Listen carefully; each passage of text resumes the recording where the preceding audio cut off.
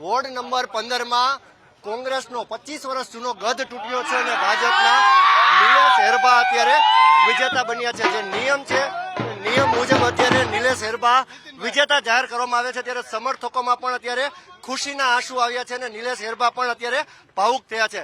નિલેશભાઈ, તમારી મહેનત ખરેખર ફળીભૂત થઈ. અત્યારે રીતસરના એક હર્ષના આંસુ છે. આ આંસુ ખુશીના છે. વોર્ડ નંબર 15ની પ્રિય જનતાના છે, ભારતીય જનતા પાર્ટીના છે, પાર્ટીએ કરેલા વિકાસ કામોના છે. કોઈ એવું નથી કે સમગ્ર કાર્યકર્તા ભારતીય જનતા પાર્ટીના વોર્ડ નંબર 15ના તમામ કાર્યકર્તા મિત્રો, સાથીદારો, સાથી ઉમેદવારોનો બધાનો ખૂબ ખૂબ આભાર. વસરામભાઈની હાર થઈ છે તમારી સામે. જી, એ તો વોર્ડ નંબર 15માં આપણે ગાબડું પાડવાની વાત હતી, તો વસરામભાઈને હાર થઈ છે અને અમે જીતા છીએ. શું આવનારા 5 વર્ષમાં વોર્ડ નંબર 15માં જનતાને તમે જે વિશ્વાસ આપ્યા હતા એમાં શું નવું આપવા જઈ રહ્યા છો?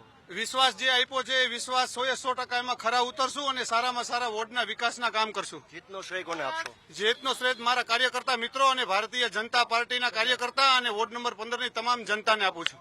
સ્પષ્ટપણે નિલેશ હેરબા જે વિજેતા બન્યા છે વોર્ડ નંબર 15માં 3 ઉમેદવારો કોંગ્રેસના, જ્યારે એક ઉમેદવાર ભાજપના નિલેશ હેરબાની અત્યારે ભવ્ય જીત થઈ છે. સ્પષ્ટપણે અત્યારે સેલિબ્રેશન ચાલી રહ્યું છે અને વોર્ડ નંબર 15ના ભારતીય જનતા પાર્ટીના કાર્યકરો ચોધાર આંસુ એટલે કે હર્ષના આંસુએ રડી પણ પડ્યા છે. કેમેરા પર્સન કિશોર વાડોલિયા સાથે ઋષિ દવે, ન્યૂઝ કેપિટલ, રાજકોટ.